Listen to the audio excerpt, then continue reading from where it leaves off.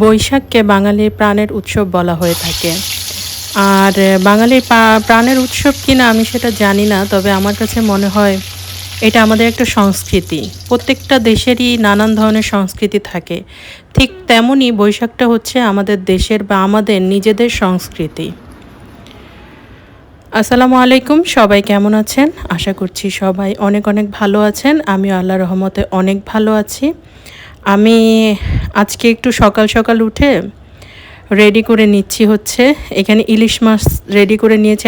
হলুদ মরিচ আর লবণ দিয়ে একটু ভালোভাবে ম্যারিনেট করে নিয়েছি। আলু সেদ্ধ করে নিয়ে তার মধ্যে আমি পেঁয়াজের বেরেস্তা, তারপরে ধনিয়া পাতা কুচি, মরিচ কুচি এগুলো সব দিয়ে লবণ টবণ দিয়ে রেখেছি আলু ভর্তা বানানোর জন্য। সাথেই আমি পেঁয়াজুর ডালটাকে রেডি করে নিয়েছি। একটুখানি মানে 1 টেবিল চামচের মতো আটা দিয়েছি। চাইলে ময়দাও ব্যবহার করা যেতে পারে, বাট আটা দিয়েও আমার কোনো ডিফারেন্ট লাগে না, আমি আটা দিয়েছি। ধনিয়া পাতা কুচি, আদা রসুনের পেস্ট, হলুদের গুঁড়া, মরিচের গুঁড়া সব কিছু দিয়ে মাখিয়ে আমি পেঁয়াজুটা ভেজে নিলাম। আর এখন মাছটা ভেজে নিচ্ছি। এখানে ইলিশ মাছ যেটা ম্যারিনেট করে রেখেছি এটাই ভেজে নিচ্ছি। ইলিশ মাছ দিয়েই পান্তা ভাত খেতে হবে এরকম কোনো ম্যান্ডেটরি বিষয় আসলে নেই পহেলা বৈশাখে। এইটা সম্পূর্ণই বাণিজ্যিকভাবে আমাদের কাছে এসেছে। তবে পান্তা ভাতটা খাওয়া যায় বা পান্তা ভাতটা খায় বৈশাখে, বা বাঙালি প্রতিদিন সকালের নাস্তা হিসেবে কিন্তু পান্তা ভাত খেয়ে থাকে, বা সকালের খাবার হিসেবে। মাঠে ঘাটে কাজ করতে হলে অনেক এনার্জির দরকার, যেটা পান্তা ভাত থেকে আসে। আর গরমে পান্তা ভাত অনেক প্রশান্তি দেয়, স্বস্তি দেয়, পেটের জন্য ভালো। আরও অনেক গুণাবলী আছে যদি সঠিক নিয়মে পান্তা ভাত তৈরি করা যায়।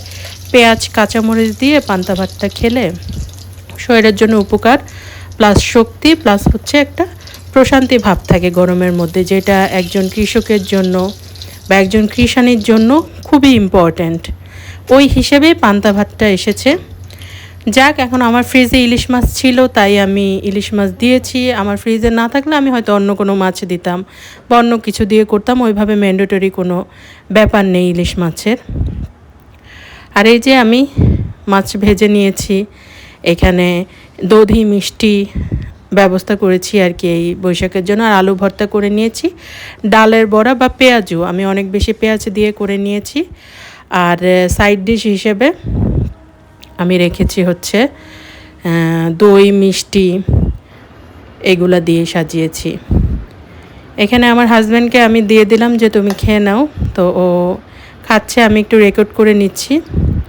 পান্তা ভাত, ইলিশ মাছ, আলু ভর্তা আর ডালের বড়া দিয়ে খাবে, যেটা আজকে আমাদের সকালের নাস্তা হিসেবে হয়ে যাবে এবং আশা করি খুব ভালো একটা নাস্তা হবে। বছরে যে একবারই খাওয়া হয় এইরকম না, তবে সকালে খাওয়া হয় না, দুপুর টাইমে খাওয়া হয় পান্তা ভাত বা লেফট ওভার ভাত যা থাকে আগের দিনের, ওটাকে পান্তা ভাত হিসেবে অনেক সময় দুপুরবেলা খাওয়া হয়।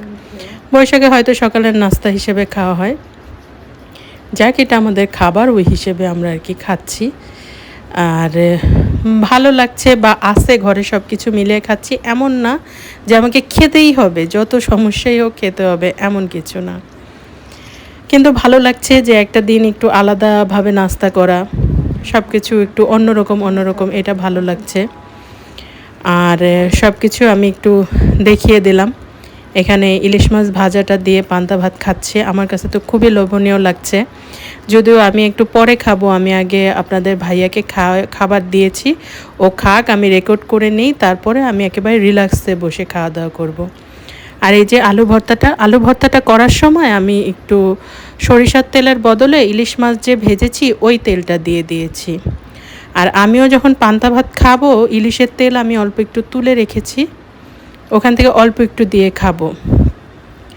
তাহলে হবে কি, যে ইলিশের যে ঘ্রাণটা তেলের মধ্যে মিক্স হয়ে গেছে, এটা ভালো লাগবে। আবার কেউ চাইলে যে আমি যেমন শুকনা মরিচে ভেজেছি ওইভাবে পেঁয়াজ কাঁচামরিচ ভেজে নিলেও ভালো লাগে। আমরা সবসময় ওইভাবে খাই, তাই আজকে ওইটা করলাম না। ডালের বড়া আছে, সাথে পেঁয়াজ মরিচের এইখান দিয়েই পাওয়া যাবে এটা থেকেই, তাই শুধু শুকনা মরিচে ভেজেছি, পেঁয়াজ কাঁচামরিচে ভাজিনি। এই তো এক এক করে সবগুলো দিয়ে আর কি খেয়ে নিল। এখন আমাকে বলছে তুমি একটু রেকর্ড করো, আমি 3টা একসাথে নিয়ে খাবো। আসলে ওর কাছে ভালো লাগছিল, বটেই, ইলিশ দিয়ে পান্তা ভাত সাধারণত ডিম ভাজা দিয়েই তো পান্তা ভাত অনেক ভালো লাগে, সেই জায়গায় ইলিশ মাছ দিয়ে তো খুবই ভালো লাগে। আমরা প্রায়শই খাই দুপুরের খাবার হিসেবে, ভালো লাগে।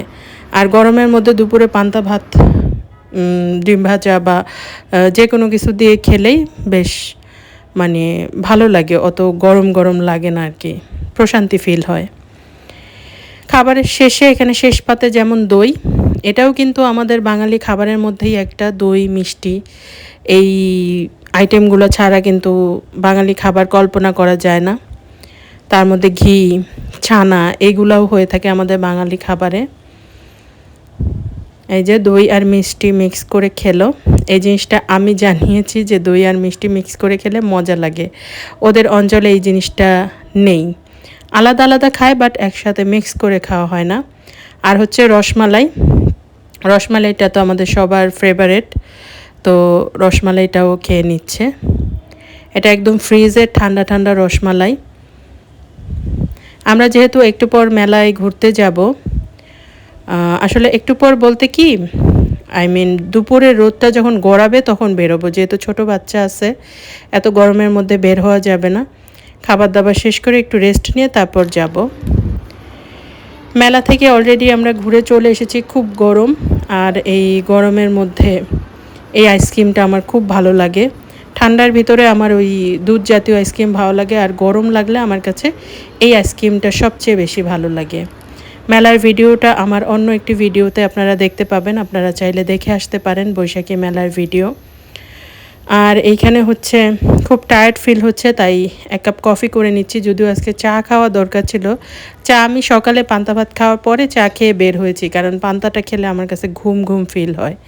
তো এটা রেকর্ড করিনি, এখন রাতে একটু কফি খাবো। খুব টায়ার্ড লাগছে, অনেক ঘোরাঘুরি হয়েছে, ওই জন্য আর কি।